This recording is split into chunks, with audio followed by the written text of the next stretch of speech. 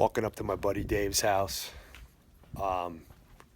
One, he's a taxidermist, and he's going to show us today the proper way to make your cuts in the field. And two, he's going to show me his 200-inch buck he shot in Illinois a couple years back that I've been dying to see in person.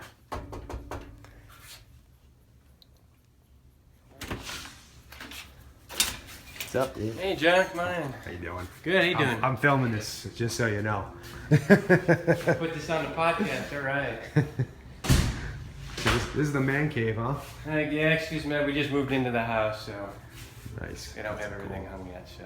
Cool stuff. So, oh, there he be. Holy Christ. Yeah, my Illinois archery whitetail. Well, let's hear the story before you get into, Jesus, look at this buck. He's a little broke off. He broke a point off right here. Oh, yeah. Jesus, like he needed another point. How you like this broad tines? God, that's nuts. 10-inch broad tines. Look at all this gnarly point. This is like a medieval torture device or something. He's got all these little points everywhere. Points coming, and he's got a little kicker coming off the back there. Oh, jeez. That's nuts. That's killer. So tell me a story about this buck. This is an Illinois buck, right? This is your well, I wouldn't say standard Illinois buck, but yeah, this is a buck I shot off of a guy who went to pilot training, his family farm. He had some beautiful whitetail mounts, or not even mounts, they're just the racks in a box. Okay. And so I said, Dave, why didn't you have these mounted? He's like, oh, they're just something I shot off the farm. But they were 170, 180 class whitetail that he shot. I was like, dude, let me mount those for you.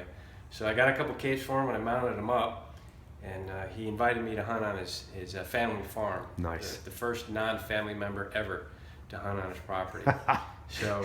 And you go and pound a 200-inch buck. So after I retired out of the Air Force, I had like 6 months off. So I went out there, drug my trailer, hunted for a week and a half with him. I saw this buck a couple times come by my stand, and then Dave had to leave, and he let me stay graciously at his farm. And this buck came in again for the second time underneath my stand, and I was able to shoot him. The first time he came underneath my stand at about 15 yards. I drew back on him. He was trotting, tongue hanging out. He was, hot and heavy during the rut. And the standard tried to stop him, from the tree stand. Gave him the old man. Gave him the old and he exploded out of there like I'd thrown a hand grenade at him. I was devastated. I was nauseous. Barely, almost started crying, and I about threw my bow out of the tree stand. Oh, I imagine. But I kept at it, and I let a whole bunch of other bucks walk, and then he finally came back about 14 days later.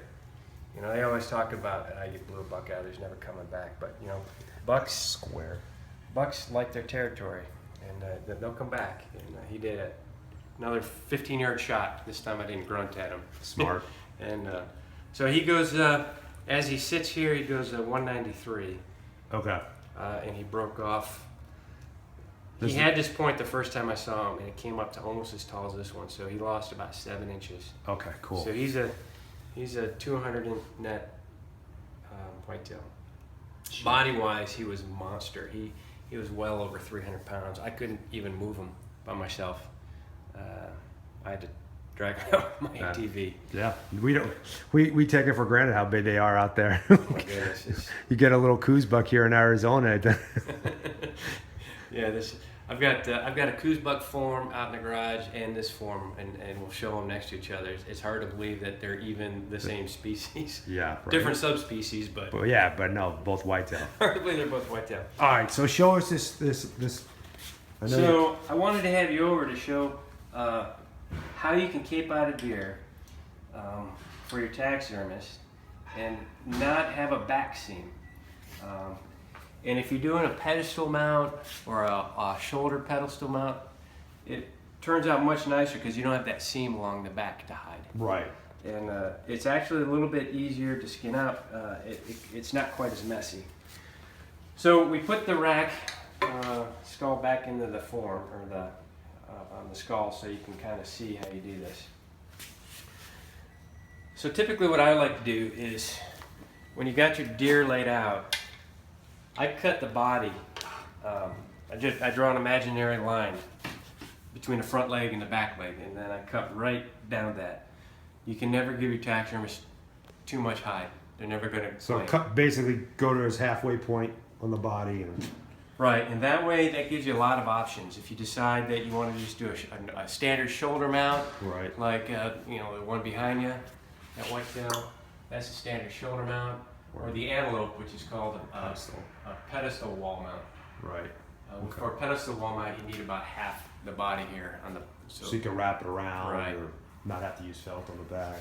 Right. So this is about halfway between his front leg and his back leg. Just cut around the body, and then on the back of the legs, you don't have to cut all the way back. So here's his leg, and here's his brisket, and here's his other leg. Right. You only go from, you know, from like just above the elbow, right, just to the brisket and stop, and then you can cut it out. You know, cut them off at the hoof and pull it through. Pull it through, and then pull it through, and then you can see you do the same on the other side. And that's that there. What that does is that leaves a really nice brisket right here. Some guys don't know quite how to do that, and they end up mashing the brisket. And the hair pattern on the brisket is very unique to every deer. Right. As long as you don't put a seam, a stitching seam down there, you can get that natural hairline for that buck or elk or whatever you shoot. And now for the back of the head, you do the standard. Yeah, it looks a little confusing because his ears are tucked in. So his ears on the inside of the hide. Right.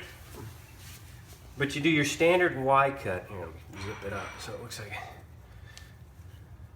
So this is how it would look before you do anything. And just do your standard Y cut between the two. You do your standard Y cut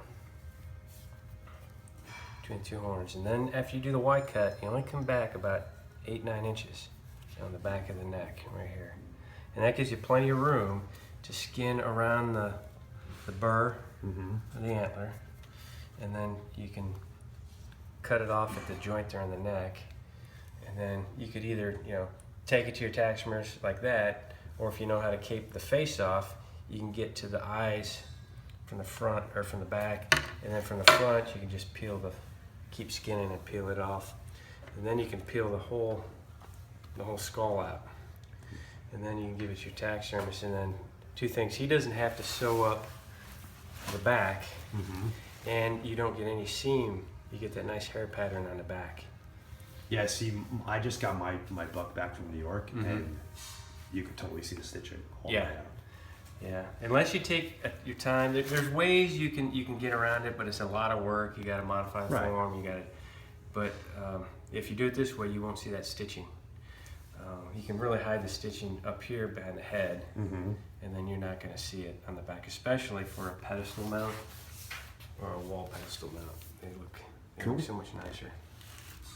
Well, awesome, man. I'm gonna have to try that next time. And part of the reason why I'm here is because Dave called me up to yell at me for the cape job that I did on my uncle's buck, my uncle's Coues buck from December.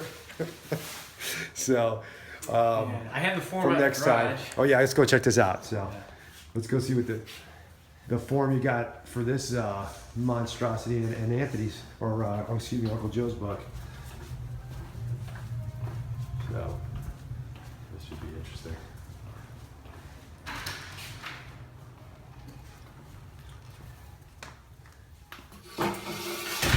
I'll see you do another wall pedestal. Yeah, so that's gonna be a wall pedestal. Working on the nose. So there's his nose. Nice. And this is the Coues deer. Hard to believe that the same animal. It's like different subspecies, but Coues deer. 1.5 the size. And the funny thing is, this is a 200-inch whitetail, which in Illinois, which is a monster. But this is a good sized Coues deer. So this isn't like a dinky Coues deer. This is a larger than average Coues deer. Yeah. But you can just see the difference. Did you ever put a tape to that buck? I was always curious. No, I never did tape it. Okay. So it's out in my freezer. Yeah. No, I didn't. I never taped it. Let's go take a look at that. I would like to see that buck again. Yeah. I like that. Look at that. It's got like a crown on top, like a red stag. Yeah, he's all busted off. Where'd you shoot this one? Shot this one in Arizona. Okay, this is Arizona.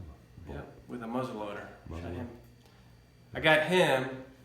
I had a banner year. I shot him the year I shot that whitetail.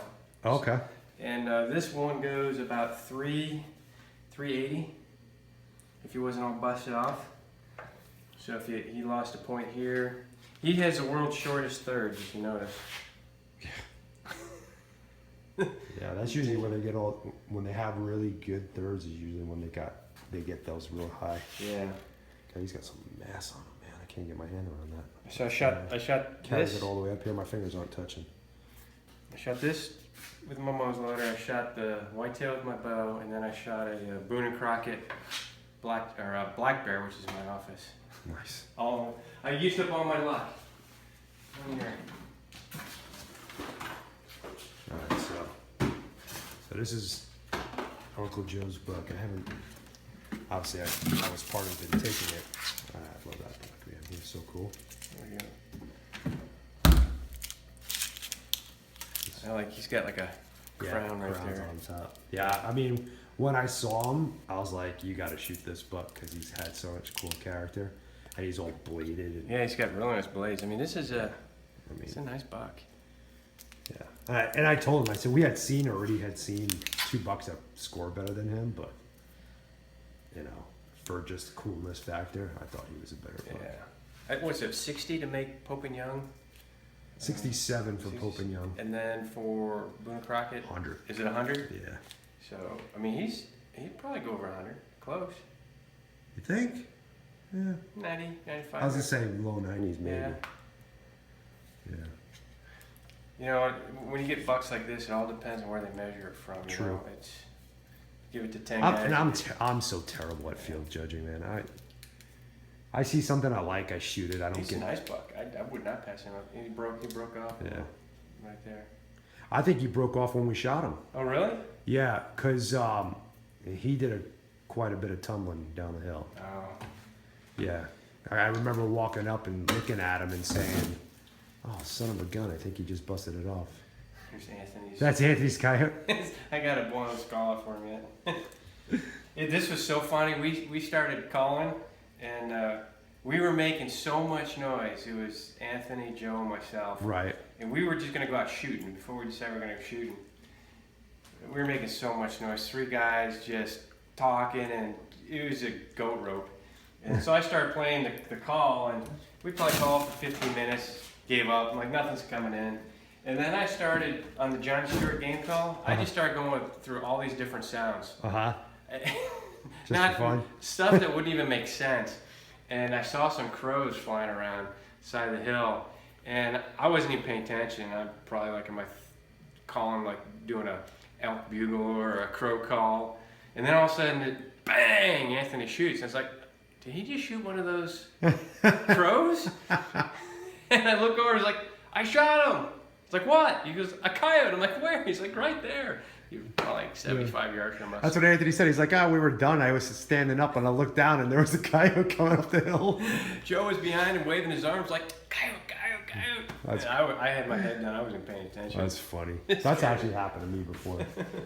Look, you know what? Now you can see. Look at that, man. That's freaking nuts.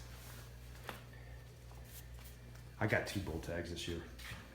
Yeah, I didn't get any tags this year. He's got the same on both sides, man. That's badass. I got the Utah tag and the Wyoming tag. Nice. I've got a Wyoming antelope Excited. tag.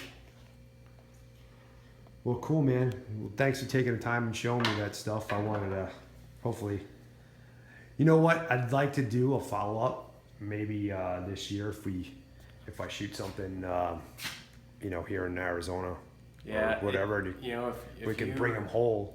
If it's during the cooler months or whatever, bring them whole. Just get them out or whatever, and then Well, absolutely. show them show them actually how to cape it out. Would be awesome. Yeah, like we were talking about before, guys, they spend $50,000 on a truck, a couple $1,000 on a gun, $1,000 on a tag, but they don't take the time Yeah. To learn how to Well, care for a cape. I'm one of those guys. I learned how to care for meat, and that was about it. I had the benefit. I worked at a taxidermy studio when I was much younger, and I've skinned out thousands of.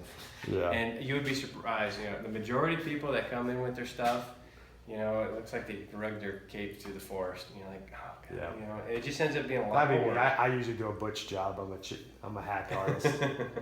Hell, you see, I don't know if you see some of my pictures of me, like, if I'm far away from the truck or whatever, like, I've just, like, lopped off the head and just, I'm like, if worst comes to worst, I'll buy a new cape. You gotta do No, what you gotta it's do. not worth $100 right now.